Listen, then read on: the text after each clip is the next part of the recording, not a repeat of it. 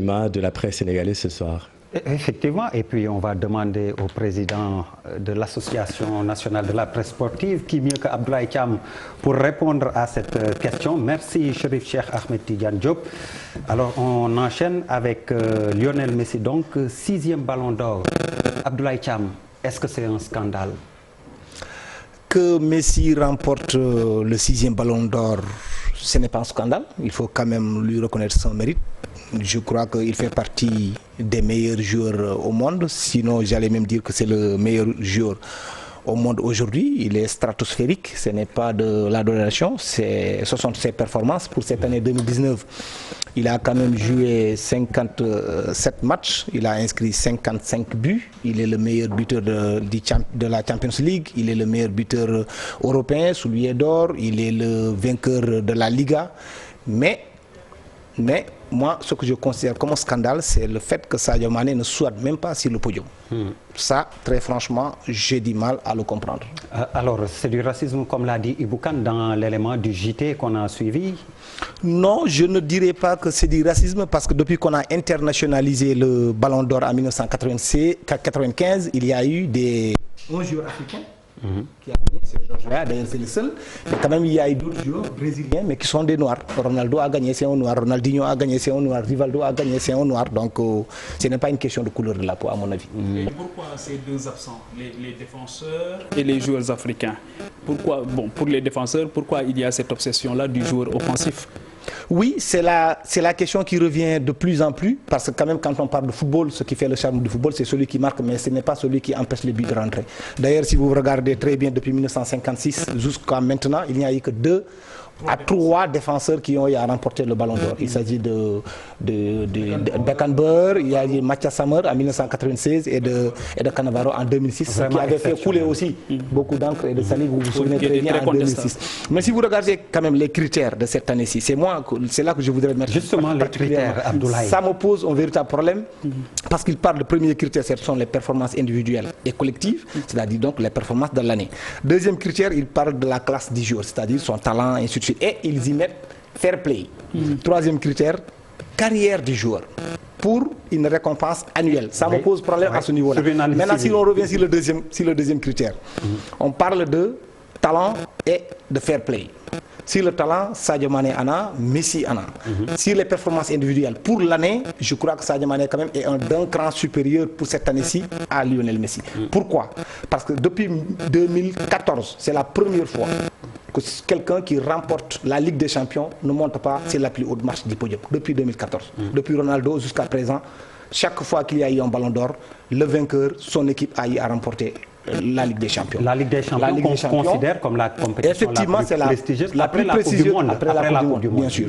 Donc cette année, il n'y avait pas il y avait Copa América. Messi n'est pas arrivé en finale, il est arrivé en demi-finale. Et on se souvient encore qu'il a été éliminé, il a insulté les arbitres, il a insulté la Confédération brésilienne et il a été suspendu pour 5 matchs.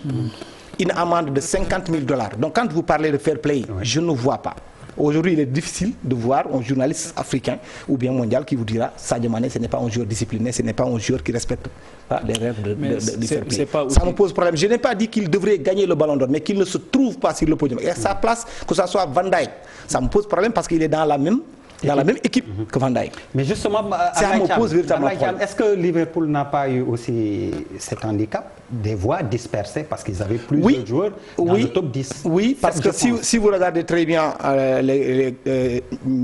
Ronaldo, par exemple, le Real Madrid s'arrangeait toujours pour ça, que ce soit la seule personne qui émerge. Mais seulement quand même, Ronaldo c'est Ronaldo, Lionel Messi c'est Lionel Messi. Aujourd'hui, si vous regardez les palmarès des Ballons d'Or, les 11 trophées appartiennent au Real de Madrid et les 11 autres appartiennent ce sont les 2 clubs qui sortent du lot. Donc ça, les choses sont très claires. Mais quand même on fait sur une même balance, est-ce qu'il n'y a pas une dimension communicationnelle aussi derrière tout ça? Mais tout ça, les gens l'ont mis sur là. Mais je ne vois pas en quoi il y a eu plus de communication sur Van Dijk que sur Sadio Mané. Je suis vraiment désolé, je ne le vois pas. D'autant plus encore ce sont des défenseurs. Sadio Mané est le meilleur buteur de la Premier League avec 22 buts et il ne tire pas de penalty. C'est extrêmement important. Tous ces buts, c'est en phase de jeu. Les tireurs de penalty s'appellent Léo Salah. Finalement, qu'est-ce qui a été décisif alors? Ce qui a été décisif, moi je crois que l'Afrique compte aujourd'hui 54 voix, si j'en crois en tout cas au collège électoral du Ballon d'Or, qui n'a rien à voir avec le collège électoral de Best. De Best, il y a les entraîneurs, il y a les capitaines, il y a les journalistes. Ici, il n'y a que les journalistes qui votent. Il n'y a que les journalistes. Donc, si on regarde très bien, attendons qu'ils publient, parce que demain, ils vont donner l'ensemble des résultats et chaque pays, on verra qui a voté. Mais si je me base, par exemple, sur ce qui s'est passé avec The Best, je ne peux pas comprendre que des journalistes africains se permettent sur les 3 premiers, personne ne met un seul joueur africain. Et pendant ce temps, la France a voté pour ses joueurs. Vous allez en Espagne, ils ont voté pour leurs joueurs. Vous allez un peu partout. Vous me direz que oui, c'est plutôt personnel. Mais je dis encore, si cette année-ci, moi, très franchement, je ne vois pas ce que Sadio Mané devrait faire de plus pour mériter de figurer sur le podium. Je ne vois pas. Mais que vaut ce trophée en réalité? Effectivement, ça aussi c'est une excellente question parce que quand même par rapport à cette situation-là, je crois que le Ballon d'Or pour cette année a perdu beaucoup de crédibilité. Très franchement, beaucoup de crédibilité. Excuse-moi, est-ce que c'est pas avant la question est excellente, Pape Djibril. 2010, il y a Lionel Messi qui a gagné le trophée. Mais les pristes, avec plébiscité, Iniesta ou à tout le moins Schneider, Wesley Schneider. Oui, Ronaldo également, on peut dire qu'en 2013, on attendait Ribéry, on a prolongé les votes uniquement pour lui ouvrir. Donc finalement, est-ce que les votes... Mais jusque-là encore... C'est ta question. Oui, mais cette période-là, c'était la période où les organisateurs du Ballon d'Or qui appartient à France Football depuis 1956 n'avaient plus les moyens et ils avaient donné le Ballon d'Or à la FIFA pendant une période bien définie. Donc de 2010. J'espère qu'ils n'ont pas un veto. Ils l'ont récupéré là. Parce que le Ballon d'Or quand même c'est une marque déposée, c'est pourquoi la FIFA ne parle plus de Ballon d'Or, il parle de Best. Même la CAF est obligée aujourd'hui de trouver un autre nom. On ne parle plus de Ballon d'Or, le Ballon d'Or appartient à France Football. Ça, il faut que ça soit quand même un peu plus clair. Mais il y avait ce critère-là. Il y avait un critère qui s'appelait de l'explosivité. Donc quand il parle d'explosivité, Messi, il émergeait toujours du lot. En 2010, je crois que c'est ça qui avait joué sur la balance, même si encore c'était très difficile par rapport à la performance de Iniesta, qui a remporté la Coupe du Monde, qui a été avec lui, qui a remporté la Champions League. Le but vainqueur, c'est lui qui l'avait marqué. À partir du moment où c'est un sport collectif, pourquoi il y a cette prédominance des statistiques individuelles sur le collectif? Ça aussi, c'est une autre question, parce qu'on parle d'un Ballon d'Or, mais c'est un sport collectif. Le football, c'est un sport collectif. Pourquoi cette prédominance alors? Oui, on en parle, mais quand même, c'est quelque chose aujourd'hui qui fait l'attractivité. Vous avez vu comment est-ce qu'ils ont organisé. Ils ont même fuité quelques informations, tout en disant aussi à certains journalistes, parce que tous ces journalistes français qui parlent, ils savaient tous que Sadio n'était pas sur le podium. C'est du saupoudrage. Oui, je ne comprends pas. Franchement, ils parlent de noir. Vous parlez des Franco-Sénégalais ou bien? Même les Français, je ne parle même pas des Français. Je ne parle pas d'Abibé, je ne parle pas de... J'ai écouté bien Diomassi, j'ai écouté bien... Il mène un combat de principe. Aujourd'hui, Sadio Mané, après Didier Drogba, il est le seul joueur africain à être 4e. Donc depuis 24 ans, il n'y a pas eu de... Depuis 1995, aucun Africain à part Didier Drogba n'est arrivé 4e. Vous n'allez pas me dire que Samuel Eto'o ne méritait pas le Ballon d'Or. C'est une catastrophe. Mais est-ce que Sadio peut subir le même sort que ses aînés, Drogba et Eto'o? Effectivement, moi je le crois, je pense. Est-ce qu'aujourd'hui on peut envisager le boycott de ce trophée par les Africains? Il y a certains qui le disent ainsi, mais bon, ça appartiendrait peut-être aux joueurs de prendre cette responsabilité. D'autant plus que moi, ce Ballon d'Or aujourd'hui me fait d'autant plus mal que même le président de la Fédération sénégalaise de football, c'est lui qui allait représenter le président de la CAF. Donc à un certain moment donné, moi j'ai mis des indices, j'ai dit mais attendez, quand même il y a le président de la CAF, après tous les membres du comité exécutif qui sont là, il a choisi Senghor. J'ai dit, il y a un signe. Après, je me suis dit, bon, c'est pas grave, même s'il ne gagne pas le trophée, qu'il figure quand même parmi les 3. Mais vous mettez Van Dijk à la place de Sadio Mané, ça me pose problème. Et Ronaldo même. Pour moi, là-bas, le problème n'est pas que Mané soit à la place de Van Dijk. Mais je suis désolé. Même le fait de mettre Cristiano Ronaldo. Si la performance cette année, Cristiano Ronaldo, à part la Ligue des Nations qu'il a remporté, je ne vois pas. On ne le dit pas assez et vous semblez vous incommoder de la situation, même Messi. Mais Abdoulaye, je veux dire, Messi quand même, les performances sont là. Mais Abdoulaye, on parle aussi beaucoup de corruption dans le milieu du sport. Oui. Est-ce que aussi l'attribution de ce trophée échappe aussi à ce phénomène de la corruption? Je crois qu'il peut y avoir des sponsors très puissants. Exactement. Ça, c'est possible. Parce que quand même, tout le monde sait aujourd'hui que la finale de la Super Coupe d'Afrique va être jouée au Qatar. Ce n'est pas pour rien qu'on choisit le Qatar. Ce n'est pas pour rien qu'aujourd'hui, la FIFA se lève... La finale de la Super Coupe d'Afrique. Oui, elle se joue au Qatar. Les Européens, la France elle-même s'est déplacée une année au Gabon. Exactement. Ce n'est pas pour rien. Donc tout ça, aujourd'hui, le foot business a pris une proportion inquiétante. Les paris sportifs, tout le monde se souvient de Paulo Kouane. Il y a une dimension politique et économique. Effectivement, pour la dimension politique, économique, marketing, tout ce que vous voulez, ça compte parce qu'à un certain moment donné, les gens ont voulu donner quand même le ballon d'or à Neymar. Parce que sur le plan marketing, aujourd'hui, c'est le joueur en vogue. Il est beau, il est élégant, donc les gens ont besoin de ça. Nike, Adidas, ce sont des gens qui mettent énormément d'argent. Plus les télévisions. Donc finalement, Sadio n'a pas à rougir. Je ne dirais pas ça, mais je pense que quand même, il va falloir que les gens revoient tout ça parce que ça, c'est quand même... Mais qui devrait taper sur la table aujourd'hui? Qui pour dire non? Ça suffit. Qui? Il y en a beaucoup. Il y a les journalistes, parce que quand même, nous ne pouvons pas laisser les choses comme ça. Il faut le dénoncer, même si par ailleurs, moi, je maintiens ma position, que Lionel Messi, on ne peut pas dire qu'il ne mérite pas le ballon d'or, encore une fois, je pèse bien mes mots, mais je trouve que c'est un scandale que Sadio ne figure pas sur le podium. Qu'on continue la bataille, mais au niveau africain aussi. Moi, je me souviens très bien qu'ici au Sénégal, Mawad Ouad a donné l'information à Sud en 2001, avant même le vote, que El Hadj Diouf a gagné le ballon d'or. Africain.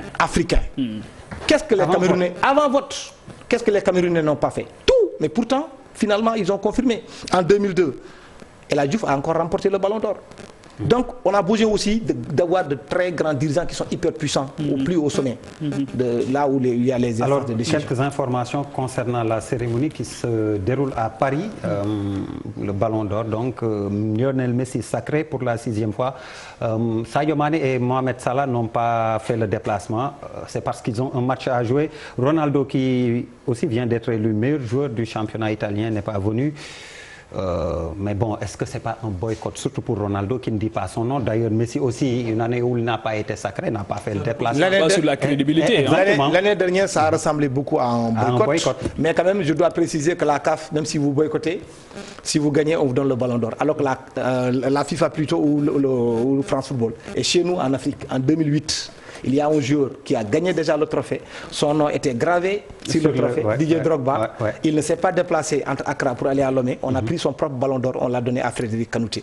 Kanouté s'est rendu compte une fois à Bamako qu'il y avait le nom de Didier Drogba gravé ici. Ça, c'est extrêmement grave. Alors, pour le ballon d'or africain, est-ce qu'il ne faut pas être prudent pour Sadio? On ne risque pas une mauvaise surprise, même s'il est devant Salah et l'Algérien Mahrez, qui est 10e. Pour le ballon d'or africain, pour le ballon d'or africain, est-ce qu'on ne risque pas une autre? Beaucoup de gens aujourd'hui le donnent vainqueur, mais la façon dont la CAF fonctionne, moi ça ne m'étonnerait pas. Elle fonctionne comment? Ah non, mais c'est d'une manière nébuleuse. Parce que là quand même, les résultats vont être publiés. Vous saurez qui a voté pour qui. C'est très clair. La CAF ne publie absolument rien du tout. Je vous ai dit tout à l'heure que Didier Drogba, en 2008, a gagné un ballon d'or sur lequel c'est écrit son nom. Ils ont pris le ballon d'or parce que Didier Drogba n'a pas jugé nécessaire. On était en pleine Coupe d'Afrique. Il préparait un match avec la Côte d'Ivoire. Et il y avait des bisbilles entre Jacques Anouma, qui était candidat à la présidence de la CAF, et l'ancien président Issa Hayatou. On a pris le ballon d'or, on a donné ça à un Malien. Il est rentré chez lui, Frédéric Kanouté. Il se rend compte qu'il y a le nom de Drogba sur son ballon d'or.